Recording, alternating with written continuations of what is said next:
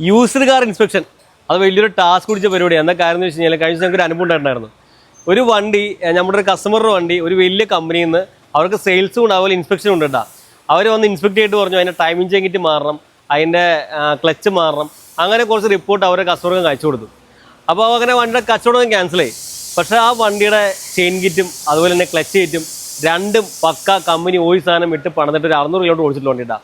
പക്ഷേ ഇവർ വന്ന് ചെക്ക് ചെയ്തിട്ട് പറഞ്ഞു ഇതിൻ്റെ ടൈമിംഗ് ചെയിൻ കിറ്റും അതുപോലെ ഇതിൻ്റെ ക്ലച്ച് കിറ്റും മാറ്റണം എന്നുകൊണ്ട് ഇവർ വിളിച്ചു പറഞ്ഞിട്ടാണ്.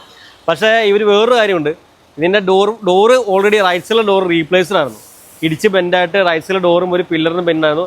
അതൊന്നും ഇവർ കണ്ടുപിടിച്ചില്ലാടാ. ഇവർ കണ്ടുപിടിച്ചത് ഈ കംപ്ലൈൻറ്റ് ഇല്ലാത്ത 2 സാധനമാണ്.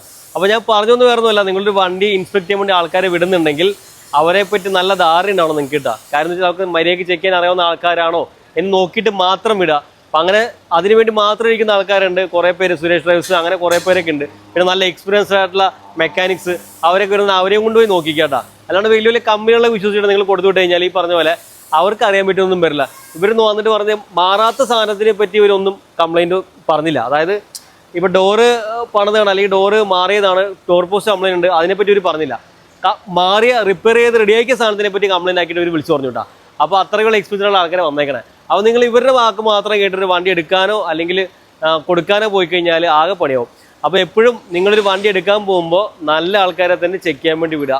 അത് നല്ല ആൾക്കാരാണെന്ന് കൺഫർമേഷൻ ആക്കിയിട്ട് മാത്രം വിടുക. ഇല്ലാന്നുണ്ടെങ്കിൽ ഇതുവരെ മണ്ടത്തരങ്ങൾ പറഞ്ഞു കഴിഞ്ഞാൽ നിങ്ങൾക്ക് നല്ലൊരു വണ്ടി കിട്ടുന്ന ചിലപ്പോൾ ഇല്ലാതായെന്ന് വരും. അപ്പോൾ ആ വണ്ടിയുടെ കച്ചവടം ക്യാൻസലായി, ആ വണ്ടി പുള്ളി വേറെ ആൾക്ക് വിറ്റു. നല്ലൊരു നീറ്റ് ആൻഡ് ക്ലീൻ വണ്ടിയായിരുന്നു കേട്ടോ.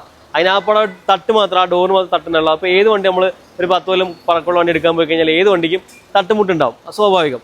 പക്ഷേ ഇങ്ങനെയുള്ള മണ്ടത്തരങ്ങളൊക്കെ പറഞ്ഞു തന്നിട്ട് ഇപ്പം ചില ഇവർ വന്ന് പറഞ്ഞത് മാറിയ സാധനം മാറിയിട്ടില്ലാന്ന്, മാറാത്ത സാധനം മാറിയെന്ന് പറഞ്ഞിട്ടാണ് അവർ ഇവരുടെ റിപ്പോർട്ട് കൊടുത്തേക്കണേ.